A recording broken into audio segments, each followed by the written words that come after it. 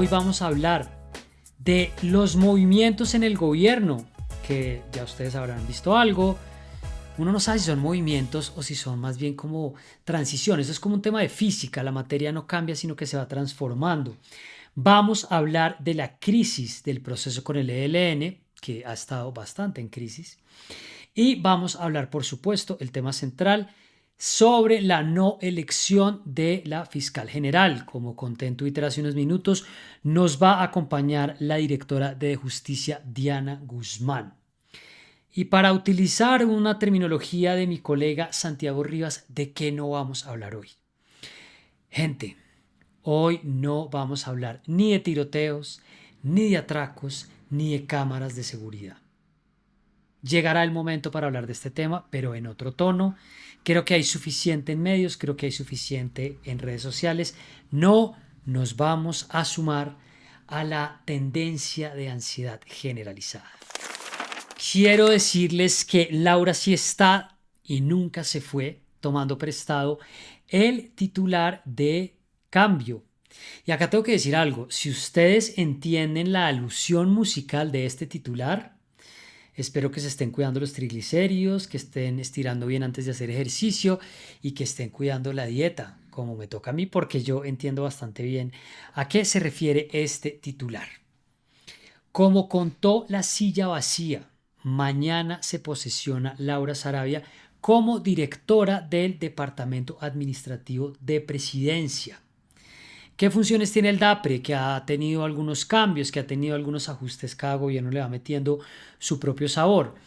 La agenda del presidente Gustavo Petro, que en este caso es el tiempo del presidente, que además hay críticas cada tanto de los periodistas sobre si se divulga o no se divulga la agenda del presidente Gustavo Petro.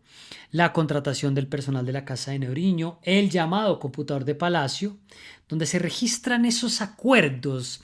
Mira, donde se registran esas importantes conversaciones que uno tiene con gente de alto nivel. Y donde en general se tiene una interlocución directa con el gabinete del presidente. Sarabia llega a este cargo con algunos procesos judiciales, pero hay que decir que no tiene investigaciones avanzadas ni hay realmente unas acusaciones claras contra ella. Tiene un proceso en su contra por abuso de autoridad y peculado debido al uso del polígrafo a su ex niñera Marelvis Mesa, polémica por la cual salió del cargo de jefe de gabinete en 2023. Ella ha reiterado que no dio la orden de que se usara el polígrafo para investigar un supuesto robo y el presidente la defendió a capa y espada, y pues habría que decir que no queda duda de que le estaba haciendo bastante falta. Laura Sarabia realmente nunca se fue y eso lo veníamos diciendo desde hace rato, y además estábamos revisando las fechas y vean ustedes esto. Era jefa de gabinete cuando salió por cuenta del escándalo en el que también estaba involucrado el hoy embajador Armando Benedetti en junio de 2023.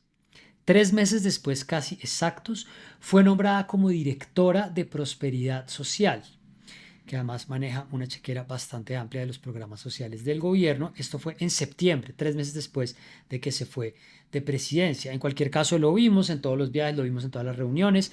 Laura Sarabia siguió acompañando al presidente Gustavo Petro en los viajes, siguió estando, por ejemplo, en la interlocución con los cacaos en la reunión de Cartagena, siguió teniendo conversaciones con los ministros, por cuenta de lo cual hubo tensiones y hay descontento de algunas de las personas, y simplemente pues del DPS regresó a reemplazar a Carlos Ramón González, también un ex combatiente del M-19, la persona que tiene, como dicen por ahí, el letrero, el dueño de las llaves del Partido Verde, que tuvo alguna cercanía con el presidente, tiene su confianza, pero pues nunca fue realmente una versión ni parecía a Laura Sarabia.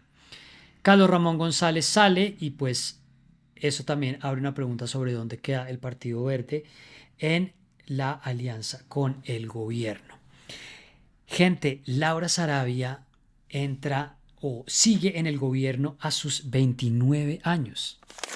La ministra del Deporte renunció antes de que le hiciera una moción de censura, como ya se ha vuelto pues bastante obvio entre los gobiernos, y es no vamos a dejar que nos la tumben, más bien se va.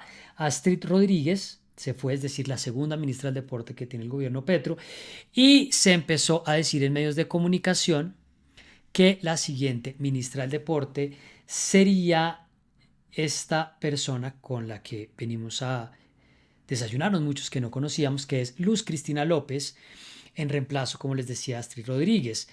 Ahora, esta persona tiene credenciales en el área, viendo lo que han dicho varios periodistas que conocen el sector. Es administradora en empresas deportivas y abogada, y trabajó como directora de la Academia Olímpica de Colombia.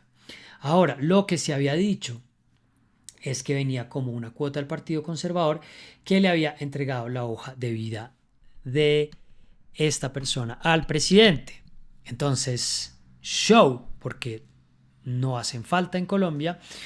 Empezó el problema con los conservadores, que uno todavía no termina de saber si están o no están en el gobierno. Tuvieron el Ministerio de Transporte, unos parece que sí, otros parece que no. El caso es que el presidente del Partido Conservador, Efraín Cepeda, ayer renunció. Dijo, los colombianos esperan claridad en lo que representamos, porque pues no está de acuerdo con que hubiera una cuota del Partido Conservador en el gobierno. No es algo con lo que estén en desacuerdo otros conservadores, pero hoy sí estaban preocupados por el paradero del presidente del Partido Conservador. Quiero decirles que no le aceptaron la renuncia. Este es el país de la gente que se cae pero no se cae, de la gente que renuncia pero no se va. Entonces yo respiré tranquilo. No se va el presidente del Partido Conservador. Falta ver si finalmente va a ser la ministra del Deporte, Luz Cristina López, pues que por la trayectoria que al menos estamos viendo en medios de comunicación y en las personas que cubren el sector, pues es importante. Parece que sabe el tema, lo cual no sobraría que sepa el tema. Y queda la pregunta, como les decía hace unos minutos, de para dónde se va Carlos Ramón González. Se ha dicho que podría ir a una de las entidades de seguridad del Estado. Se ha dicho que incluso en algún momento para el DPS, porque Laura Sarabia se fue el DPS. Laura sí está, Laura no se fue. Y se ha dicho también que Daniel Quintero, el exalcalde de Medellín, podría entrar al DPS, lo cual yo diría le serviría bastante para sus aspiraciones presidenciales.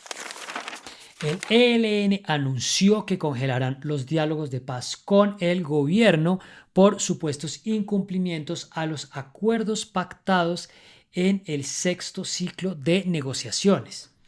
Ya van 6 ciclos y se avanza, pero no se avanza tanto. Se había logrado prolongar, y esto es una buena noticia, por 180 días más el cese al fuego que tiene pactado el gobierno con las guerrillas del pasado 3 de agosto.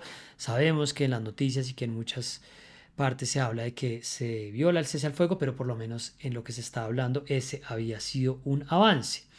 Ahora, de acuerdo al comunicado del martes del ELN, se está poniendo en el congelador la negociación por cuenta de los diálogos territoriales que está llevando a cabo el gobierno en Nariño, en particular con el Frente Comuneros del Sur del ELN. Y les leo acá, pongamos esto un poco más grande, un fragmento. Dice, habiendo pactado, el segundo párrafo, un proceso nacional de participación de la sociedad civil, ahora montan un diálogo regional en Nariño por fuera de dicho proceso nacional y desconociendo la delegación del ELN y la mesa donde participa la comunidad internacional oficiando como garantes, así como también la ONU y la Conferencia Episcopal Colombiana. Eso le faltan unos artículos para que quede un poquito más claro. Esta situación se veía venir, fue expuesta formalmente en la mesa por nuestra delegación, que de seguir su curso haría entrar en crisis el proceso de diálogo al violar los acuerdos pactados. Quisiera saber ustedes qué piensan, ya les voy a decir yo sobre este punto. Reacciones para la representante Catherine Juinao, una de las personas del Partido Verde que está bastante crítica con el gobierno. El ELN no tiene ninguna voluntad de paz y le pidió a Petro que actúe en consecuencia. También la senadora del Verde, Angélica Lozano, criticó la decisión del ELN y un argumento, y es como ahora le salimos a deber al ELN. Y el senador el senador del Pacto Histórico, Iván Cepeda, que además hace parte del equipo negociador del gobierno, aseguró que esta no es la primera crisis con el ELN. Yo solo les voy a decir dos cosas.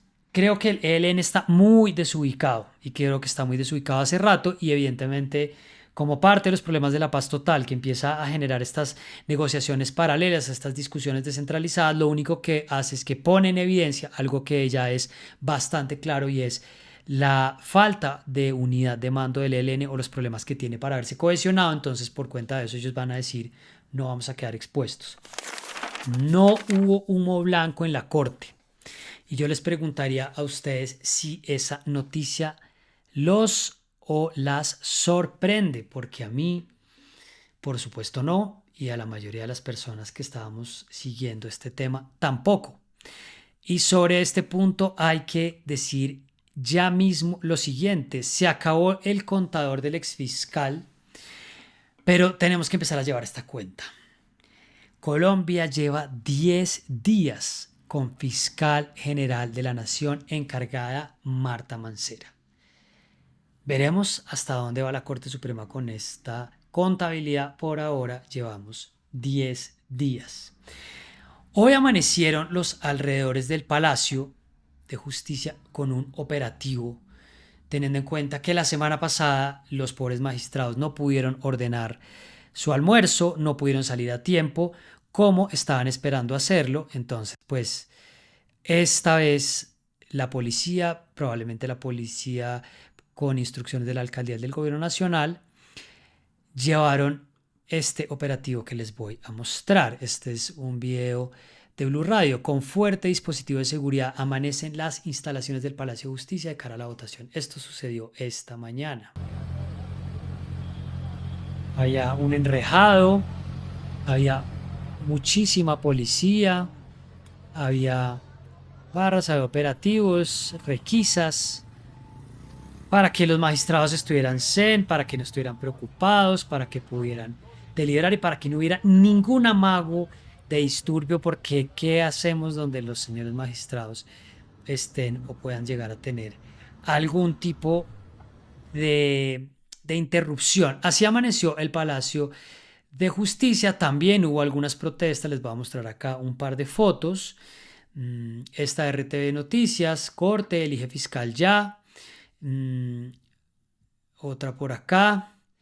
Pero también había algunas personas apoyando a la Corte Suprema, pues que entre líneas que les estaba diciendo, no hay ningún afán, tú no te preocupes, no hay ningún afán. La Corte Suprema de Justicia se permite informar que... Esperen que yo creo que si lo pongo acá en pequeño me lo deja ver, no tampoco.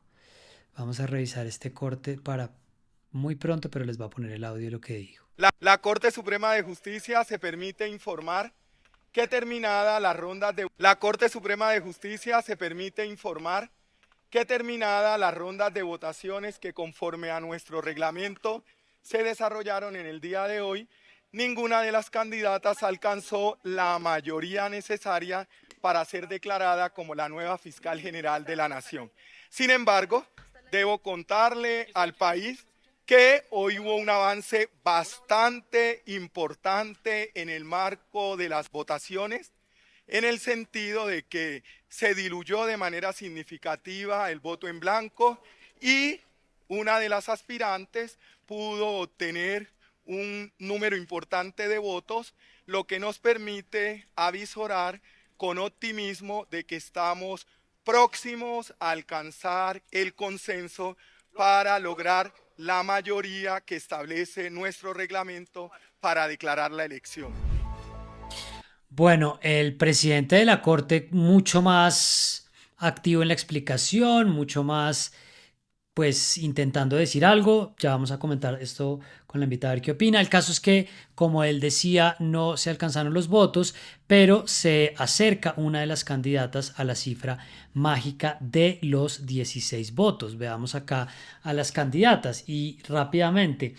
Amelia Pérez, quien está en el medio de esta foto, fue la persona más votada con 13 votos. Está a 3 de obtener la mayoría para ser la próxima fiscal general de la Nación. Luz Adriana Camargo, a la derecha, Ángela María Buitrago, tuvieron el segundo y tercer lugar en votación. Entonces, pues una pregunta es si ya el hecho de que sean esos 13 votos implica que la próxima fiscal será ella, más allá de cuánto tiempo pase, o si puede darse la vuelta. No tengo los elementos de juicio para decirlo, pero supondría que, pues, probablemente la más próxima fiscal general es Amelia Pérez. ¿Qué es lo que sigue? Y con esto redondeo y un par de puntos para recibir a Diana. El próximo 7 de marzo es la siguiente sesión ordinaria de la Corte Suprema de Justicia en sala plena para volver a votar. Y ahí pues tendremos en nuestra contabilidad, es decir, acá en este relojito diría 25 días, 24, 25 días en encargo de Marta Mancera.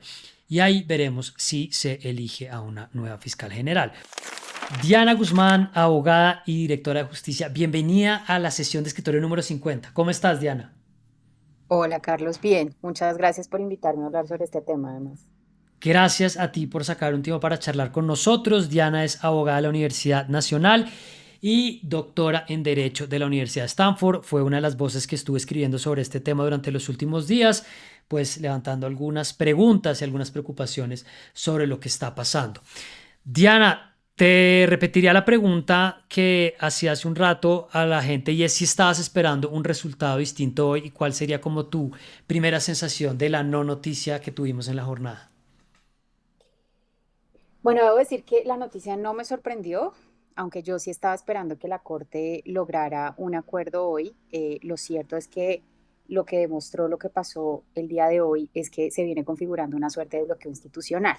Y es un bloqueo del que es posible que sea muy difícil salir por la forma como se están moviendo las fuerzas políticas y por el tipo de polarización que se está dando en torno a este tema y dentro del cual está muy inmersa la Corte y no parece estar encontrando la fórmula para salir de la misma.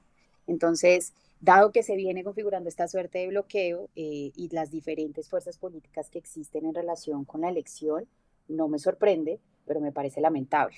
Me parece lamentable que la Corte no esté entendiendo tampoco cuál es el contexto político en el que se da esta elección y sobre todo cuáles son las implicaciones de esta interinidad, de la interinidad de una fiscal como Marta Mancera, que llega al cargo muy fuertemente cuestionada y no solamente por razones de idoneidad profesional, sino por la posible comisión de delitos, por el encubrimiento de delitos. Y eso es muy grave para la legitimidad de la fiscalía, pero incluso para la legitimidad de la propia Corte. Sí, me parece importante profundizar un poco en ese contexto del que hablas, porque uno de los argumentos que esgrimen las personas para quienes el encargo puede no ser tan complicado es, por un lado, ha habido muchos encargos antes, o por lo menos en las últimas fiscalías ha sucedido eso, y por el otro, la Corte usualmente ha tenido deliberaciones que se dilatan en el tiempo y donde las votaciones se alargan. ¿Qué responderías tú a ese punto? Sí, digamos, creo que lo dividiría en dos, ¿no? Uno es qué tanto es razonable que la Corte se demore en tomar la decisión. Y ahí hay, por supuesto, voces y teorías distintas. Hay personas que dicen, no, claro que es razonable que la Corte se tome su tiempo porque esta es una decisión trascendental para el país, lo cual en efecto es, y por eso es mejor que la Corte delibere, realmente vea los pros y los contras de cada candidatura, matice, lleve a cabo un análisis profundo y eso puede tomar tiempo. Y en ese sentido es razonable que la Corte se tome ese tiempo. Y eso sí puede pasar, pero lo cierto es que independientemente del tiempo que se tome, en este caso ha tenido mucho y se ha tomado mucho tiempo. Primero, porque pues, el presidente presentó la terna con más tiempo de lo normal. Y desde ese momento hasta ahora, pues sí ha tenido, cuando uno lo compara sobre todo con el pasado, con las otras ternas que se han presentado en el pasado, mucho más tiempo para decidir. Eh, Estos son los cálculos que hace Rodrigo Primi en su columna, ¿no? Muestra que en efecto en este caso se está demorando más de lo usual si uno toma en cuenta pues cuál es el momento en el que se presenta la terna y cuál es el momento en el que se toma la decisión. Eh, Ahora, claro, mucha gente dice, bueno, pues justamente por la importancia es razonable. Lo que creo es que en este contexto ese argumento carece o pierde importancia teniendo en cuenta lo que nos estamos jugando, teniendo en cuenta en manos de quién está quedando el encargo y la interinidad. Una primera pregunta que yo me hacía es, ¿por qué no citan a sesiones extraordinarias para tratar de sacar esto adelante rápido? Y lo segundo, también tiene que ver con algunas de las preguntas que están haciendo, es la mecánica de esto, ¿qué es? ¿Votar hasta que encuentren los 16 votos? ¿Por qué no simplemente como no? Aquí está la terna, usted tiene que elegir a una persona y se acabó el tema. Pues muy importantes esas preguntas. En efecto, de acuerdo con el reglamento, estas votaciones en principio deberían hacerse, o sea, necesariamente tienen que hacerse en sala plena y la sala plena se reúne cada 15 días, que es la razón por la cual hay estos tiempos entre sala. Y dentro de cada sala están haciendo 3 rondas de votación, que es un poco como regularmente se espera que se llegue a la decisión. Ellos podrían utilizar las sesiones extraordinarias. Esas pueden ser convocadas por la presidencia de la Corte Suprema o por un número plural de personas dentro de la Corte que se ponen de acuerdo y dicen necesitamos una sesión extraordinaria para hacerlo. Entonces, eso lo podrían hacer y lo podrían hacer hasta tomar la decisión. O sea, si se demoran 72 horas, podrían estar en sesión extraordinaria durante esas Claro. 72 horas. Lo que pasa es que en este momento no se han puesto de acuerdo tampoco con eso.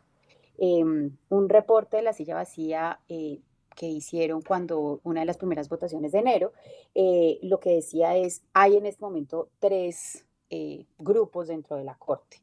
Un grupo que dice, queremos sacar esta votación adelante, entendemos que esto hay que tomar esta decisión rápido, convoquemos sesiones extraordinarias. Otro grupo que decía, no, pues realmente sí queremos decidir, pero lo vamos a hacer dentro de las sesiones ordinarias, porque así es como se espera y el reglamento espera un poco que tradicionalmente se haga. Y un tercer grupo, que creo que ahí es de donde viene en parte este bloqueo, que dice que le apuesta al voto en blanco, ¿no? Que no está conforme con la terna y que le apuesta sistemáticamente a vamos a votar en blanco para mandar un mensaje político, un mensaje de esta terna no nos parece adecuada. Y eso nos lleva a la pregunta más general sobre cuáles son las razones por las cuales la Corte no ha logrado ponerse de acuerdo. Es un problema relacionado con la dificultad misma del procedimiento para elegir fiscal, es un problema relacionado con la idoneidad de la terna o es un problema relacionado, como sugería María Jimena, con la politización misma de la Corte. Y esa es una pregunta que habría que hacerse, que es difícil de responder porque no conocemos qué es lo que está pasando internamente en la Corte. Realmente todo lo que sabemos es como por los chismes de pasillo o por fuentes cercanas a la Corte, pero como el voto es secreto y no sabemos qué están deliberando y qué es lo que está pasando en las deliberaciones, pues es difícil saber a Sí. ciencia cierta qué es lo que está pasando, pero ahí hay preguntas muy serias. Hay otro elemento importante, dos cosas más para cerrar, y es un debate que ha habido de los que nos encanta en Colombia a los abogados y abogadas sobre una posibilidad de un retiro forzoso de una de las candidatas, que es Amelia Pérez, si llega a ser elegida. Entonces, ella cumple 67 años en julio y Ujú. en teoría, si cumple 70 años todavía durante la fiscalía de llegar a ser elegida, tendría que entrar en un proceso de retiro forzoso y que por ahí eventualmente por eso le interesaría a la Corte elegirla, que creo que también es parte de lo que tú dices de entre más se demora esto, más globos vamos a empezar a echar. Pero este punto en Mm. particular, ¿qué opinión te merece? Sí, ese es un punto muy importante porque, claro, hoy algunas de las voces que se escucharon analizando la situación decían justamente eso, ¿no? Claro, Amelia es la que está obteniendo 13 votos, pero es la que en 2 años va a salir, y que es justamente casi que lo que le queda a Petro de gobierno, ¿no? Que es como la lógica de no vamos a dejar aquí un fiscal de bolsillo del presidente, lo cual no creo que ninguna de las 3 candidatas represente, por supuesto. Pero sí hay, digamos, como esa suspicacia que termina siendo como la candidata por la que se decantan, pero porque es la candidata que representa la posibilidad de salir más rápido del cargo. Eso, de ser así, pues lo que enfatizaría es esta idea de que la Corte se ha politizado. No necesariamente en este caso porque esté esperando cargos burocráticos o cargos, digamos, en una suerte de intercambio de favores clientelistas con alguna de las candidatas, sino más bien porque pues tiene un sesgo antipetrista y no quiere que en la fiscalía se quede una candidata pues establecida o una fiscal más bien ternada por Petro. Eh, Insisto, esto es absoluta maquinación, ¿no? O sea, uno está leyendo y sobreleyendo sobre lo que Sí. está pasando, porque al final de cuentas, y quiero retomar lo que decía Gloria, no sabemos, no tenemos mecanismos para saber qué es lo que está pasando internamente. Y yo creo que eso también está afectando la legitimidad de la Corte. Gente, nos vamos. Tengan un fin de semana tranquilo, desconéctense, vayan a ver algo verde.